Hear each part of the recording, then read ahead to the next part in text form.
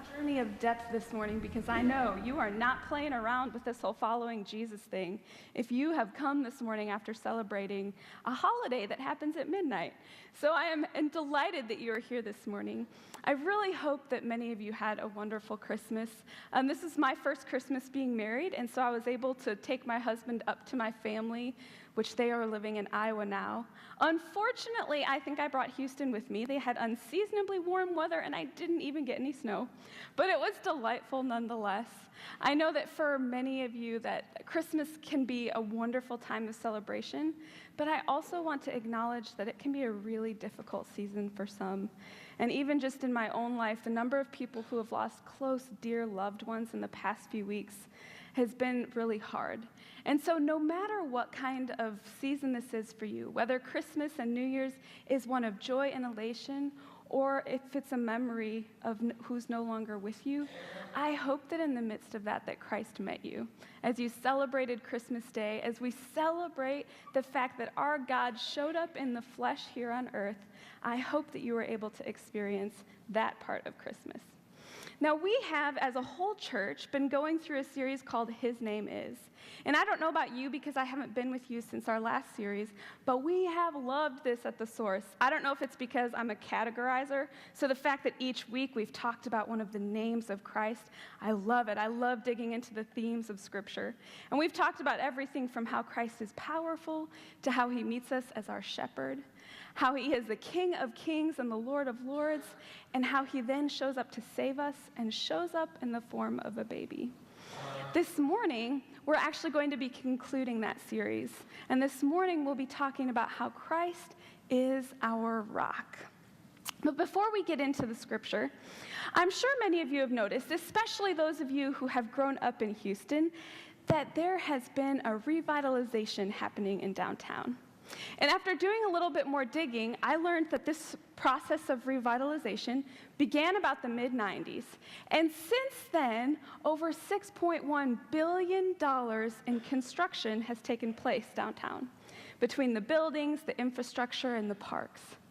Currently, there are over $2.1 billion worth of projects underway, and there's another $2 billion worth of projects that are in the pre-planning and design stage. Houston is definitely becoming this incredibly transformed, vital downtown city. Now, if you're a builder or if you're a designer, there are two parts that are extremely important in the process. They're the pre-planning, the visioning, and the designing, and the laying of the foundation. Now, that foundation is especially important because the foundation is the part that bears the load between the weight of the structure and then the ground itself. And I didn't know this, but there are people who spend their whole lives studying the elements of what goes into the laying of a foundation. That depending on how much moisture is in the soil, depending on what kind of climate you're in, whether it's clay or sandy, whether there are earthquakes or hurricanes, that all of these different factors go into the laying of the foundation. Now, why do they do this? Well, quite simply, investors don't want to waste billions of dollars on their projects, and so they spend a great deal of time planning and laying that foundation. I have a few images for you. Oh, excellent, they're already here. Foundations have transformed over the years. They started from a very simple idea of a stone being laid on the ground between the house and the ground, to now where it's this elaborate science. And even still, when people don't take careful time to consider what the foundation is, there can be grave consequences. In a minor case, when the building begins to settle, there can be cracks in the walls and the beams. And in some of the worst cases, the entire building can fail if the foundation is not solid.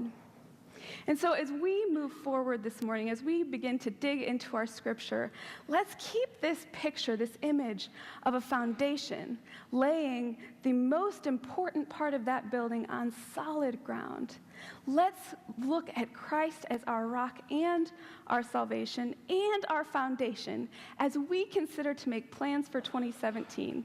As we consider to think about what our vision for this year is going to be, let's start, and I know that you already want to do this because you're here, let's start by talking about how it is that Christ is our rock and our foundation this year. I'm going to read our scripture in another translation. One, I usually study from the NRSV or the NIV, but I love reading the translation in the Message because it helps translate not just the words and the text itself, but also the impact and the feeling of those words. The Message version says, "Remember our history, friends, and be warned. All of our ancestors were led by the providential cloud and taken miraculously through the sea. They went through the waters in a baptism like ours, as Moses led them from enslaving death to salvation life. They all ate and drank identical food and drink, meals provided daily by God. They drank from the rock, God's fountain for them, that stayed with them wherever they were, and the rock was Christ." What's happening in this text, this is 1 Corinthians. So if you're new to Scripture, if Scripture is something you're not familiar with, 1 Corinthians is a book in the New Testament. And that book is written by Paul. And it was written as a letter. We have received it today because it's been passed down, but it was actually originally meant for a church gathered at Corinth. And Corinth has a reputation for, let's say, being the drama-filled church in town. So Paul's letter is full of instructions for this particular church. Now, if you're like me, I first read this passage and I thought, Andy, what did you do to me? This is a really odd passage for us to be reading on New Year's Day. I had to do some digging. But what I learned in the process of digging is that Paul is making some very specific references to the Old Testament, and specifically to the story of the Israelites' journey from slavery in Egypt to freedom in the Promised Land. So these references that Paul is making would have been familiar to much of his audience. And so in order for us to understand this text, we really have to understand three pivotal words here. They are the cloud, the sea, and the rock. So this first word, cloud, I'm just curious, did anyone know what it meant? Anybody? Okay, good. I have something to teach you this morning. I should have warned you at the source. People are allowed to talk to me. So if you have an idea in the middle that's on topic, you're welcome to share that. The cloud is from Exodus 13:21, which says, "By day the Lord went ahead of them in a pillar of cloud to guide them on their way, and by night in a pillar of fire to give them light, so that they could travel by day or night. Neither the pillar of cloud by day, nor the pillar of fire by night left its place in front of the people." So this reference to this one thing is this loaded picture, because what Paul is saying is God provides guidance to his people. God literally sent the cloud to guide the people forward. And so Paul is indicating to the people here that just like God guided the Israelites from slavery to freedom, so too will he guide you forward. But he doesn't stop there. Then he talks and makes a reference to the sea. And the sea is a reference to Exodus 14, verses 21 through 22. "Then Moses stretched out his hand over the sea, and all that night the Lord drove back the sea with a strong east wind and turned it into dry land. The waters were divided, and the Israelites went through the sea on dry ground, with a wall of water on their right and on their left." So this second reference that Paul is making, he is showing the picture of deliverance. He's saying God provides deliverance, that God sends guidance forward, and then when evil comes to chase the people of God, God then provides a way forward. God then delivers them from the trials in front of them. And finally, the most important image of our scripture this morning, the rock, which is a reference to Exodus 17:6. God, speaking to Moses, says, "I will stand there before you by the rock at Horeb, Strike the rock, and water will come out of it for the people to drink." So Moses did this in the sight of the elders of Israel.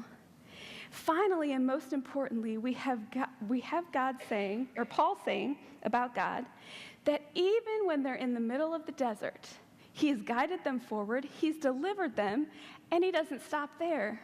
He then provides sustenance. He provides the nourishment that they need on the journey to go forward. So we have this kind of trifecta. Paul is saying God guides his people, God delivers his people, and God sustains his people. But then he does something really profound. He, in verse 4 of 1 Corinthians 10, if you'll remember, says, "They all ate the same spiritual food, and they drank the same spiritual drink. For they drank from the spiritual rock that accompanied them, and that rock was Christ." I read that the first time, and whoa, Paul, you made an interpretive jump. But he's making a profound statement of theology here.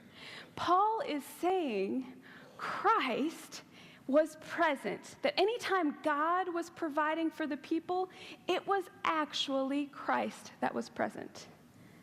That from the beginning of creation, that Christ was up and working in the plans with God, that Christ was also the source of life and sustenance for these people.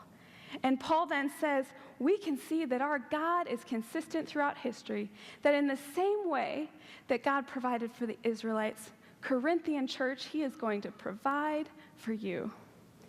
I don't know if many of you know this, but this idea and this belief is actually where we get our name, the source, from. That when we were in the beginning stages of planning and praying, we thought about what did we want the community to be about. And we wanted it to be about a community that is constantly living and tapped into the source of all life, and that is Christ. And in fact, that we as an entire church celebrate this truth every time we come to the communion table. That when we come and we eat the bread and we drink the cup, especially as United Methodists, we have this belief that the power and the mystery of God shows up and that we are sustained by coming to the table. That we can see that Jesus Christ is at work throughout all of history, continually guiding, delivering, and sustaining his people. Do I have any science fiction nerds in here? Well, I heard some giggles.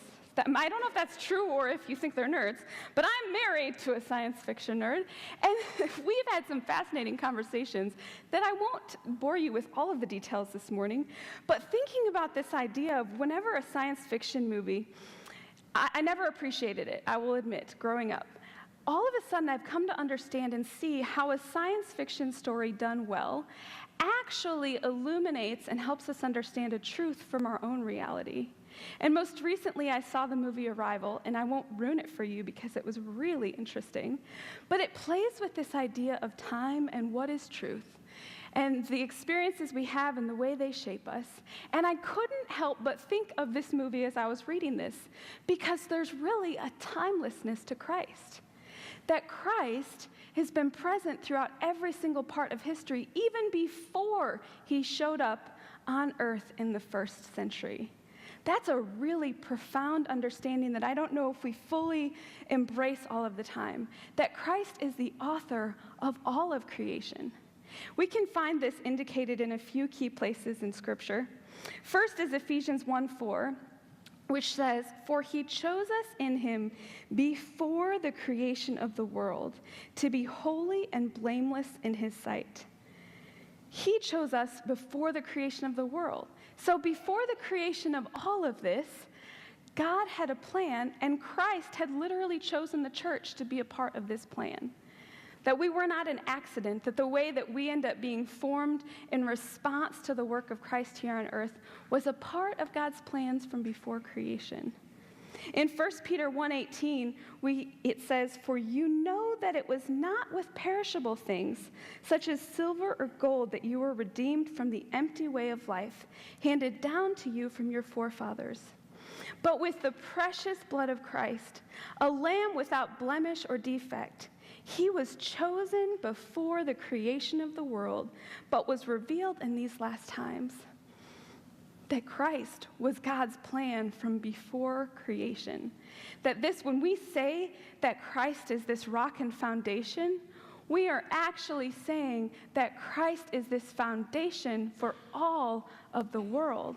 And maybe my favorite reference is John 1. I love John 1. John is, of the four Gospels, he kind of hangs out by himself. You've got Matthew, Mark, and Luke, which share a lot of similarities and common ways of writing. And then you have John, who sometimes uses images and words and language that's different from the other Gospels. And John says, "In the beginning was the Word, and the Word was with God, and the Word was God. He was with God in the beginning. Through him all things were made, and without him nothing was made that has been made. In him was life, and that life was the light of men. The light shines in the darkness, but the darkness has not overtaken it." We have here this picture that all of life has literally flown from the heart, the person of Christ. This is the fullness of what gets celebrated on Christmas. Both that Christ has been this author of life, and then this author of life decides to show up in the flesh to dwell with us. This Christ, this author of everything, this creator of the world, is the foundation and the rock which everything lies on.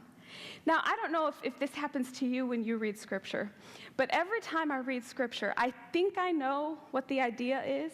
So I read this passage, and I was prepared to give you a sermon telling you to make your foundation Christ. But something happened in the process of studying. As I began to pore over this text, I realized Scripture isn't telling you to make Christ your foundation. Scripture is saying that's true whether you know it or not. Scripture is saying whether you've given credit to God for being the author of your life, your strength, your capacity to think, every good thing in your life, whether you know that or not, Jesus is the foundation of all of those things. So the question changes, which makes the sermon change this morning. So the question isn't, or the challenge isn't, go make Christ your foundation, but the challenge is instead, now knowing that Christ is your foundation, now knowing that Christ is the author of every good thing, every living, breathing, beautiful thing on this planet, what does it look like for us to build in harmony with this foundation? If we think of each year of our life as being another layer to the building, what does your layer for 2017 look like? And how can we build that layer being in deep consistency and harmony with the vision that Christ paints for us in Scripture? Now, we do actually have the freedom to choose or reject this. And if you look at the full chapter of 1 Corinthians 10, it's not actually a happy chapter. Paul is actually really challenging, and he's kind of chastising the church. He's saying, okay, God did all of these things for you. God delivered you, God guided you, and God provided for you. But then he says, and that wasn't enough for the Israelites. They still rejected this God. They decided to choose idolatry. And now, idolatry is one of those words. It's totally a Bible nerd word. And it's a word it doesn't seem relevant in the world around us. However, the idea of what it means is actually extremely relevant. Because idolatry is any time we give someone or something else the credit for the guidance, the deliverance, and the sustenance. All of that praise and that worship and that honor belongs to God. And so anytime we deviate and anytime we get confused and we start to think that we provided for ourselves, even if we worked hard, God still gave us the capacity to work. Even if it was our genius ideas that saved the company, God still gave us our brains and the process to think. And so idolatry then can be any time we don't offer God the worship that he deserves. Now, vision, as we think about this, so we have the opportunity to reject or to respond to God with worship. Those are really the two choices. And of course, there's a spectrum of what those can look like. But in each day, we have the opportunity to follow Christ, to submit to Christ, to let him shape the vision for our life, or we can reject. and we can turn away. And Paul's warning for us in this text is to not turn away. Remember that Christ is the rock that has sustained you this far, and Christ will be the rock that sustains you in the year ahead. Now, when I did some digging on vision, because you'll remember that at the beginning, the builders don't just start building, because they are not going to waste billions of dollars. They come up with a plan, a vision of where it is that they want to head. Now, if builders come up with a plan because they don't want to waste money, why would we, both as individuals and as the church, not consider making a plan or a vision because the consequence is wasting our time? And in fact, time is the most precious gift. If you lose money, you can earn that back. Once time is wasted, it can never be returned to us. So instead of just jumping into 2017 and saying, all right, let's see if this one's better than the last one, which I sure we all hope it is, that we have the opportunity to think intentionally, to cultivate a vision for what it is that we want to experience, what it is that we want to pursue, what are we hoping for in 2017. And this applies both for us as individuals, but it also applies to your Sunday school community, to your small group, to your family. Have you considered with intentionality what it is that 2017 could be? Because just like an architect or a designer, you don't end up with a building if you haven't considered what it is that you would like to build at the start. Maybe one of my favorite definitions of vision actually comes from the business world. And recently I started reading some business literature, one because I'm a nerd, but two because I found that there were all of these situations and things that were coming up in learning how to be a pastor and growing and figuring out what this calling means that seminary just did not prepare me for. And leadership is one of the things I never talked about in seminary. I hope that doesn't make you nervous. God is teaching me on the ground. But so I've started reading outside of theology, and Jim Collins is a profound business expert. He's a business consultant. Probably his most famous book is Good to Great, and this idea of not settling with what is just okay and good. How can we be great at what it is that we're doing? And he defines vision as three key things. He says that vision is a combination of our fundamental reason for existence, usually that gets called the mission, the timeless, unchanging core values, and then the long-term aspirations of what someone or something wants to become. And what's so interesting about this, if you read more about his writings on vision, he says that most organizations' problem is not coming up with the vision. Most groups, most organizations, most businesses have a vision statement. The problem comes in that most groups do not align that vision with their action. One is over here and one is over here. And he says the most important part of living a visionary life is, in fact, making sure that your vision is aligned with the action and the smallest of choices you make.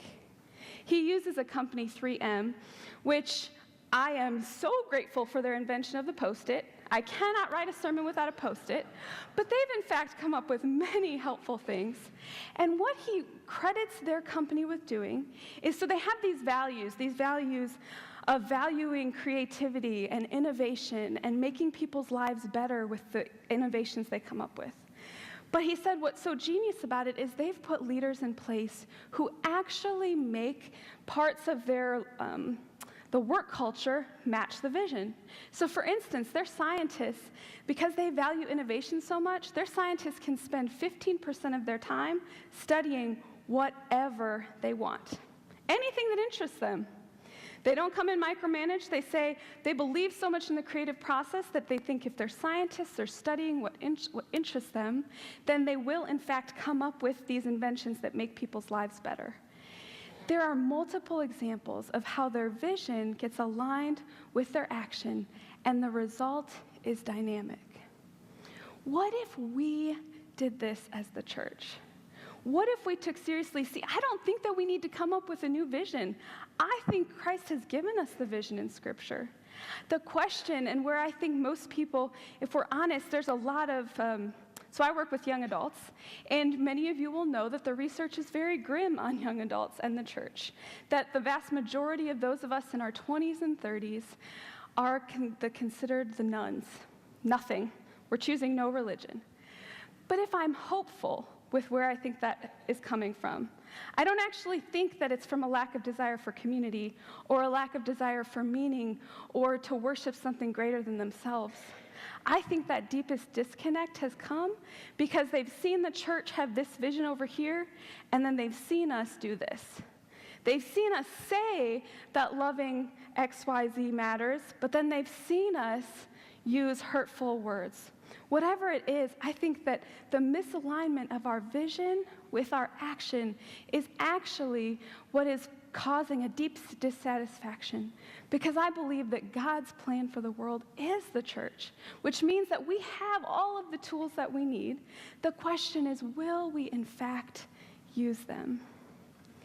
As we consider what 2017 looks like, for you individually, for us as a community, for us as the city of Houston, will we let God shape our 2017 resolutions?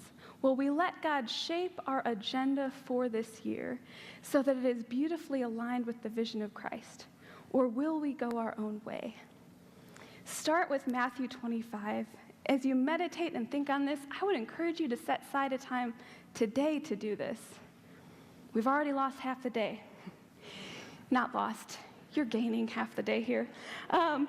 As you consider, as you go forward, Matthew 25 says, Jesus tells us, you will know me when you visit those who are in the hospital, when you visit those who are imprisoned, when you welcome the stranger into your home, the ones you don't know who their agenda is, when you offer the clothes on your back to someone sitting on the street.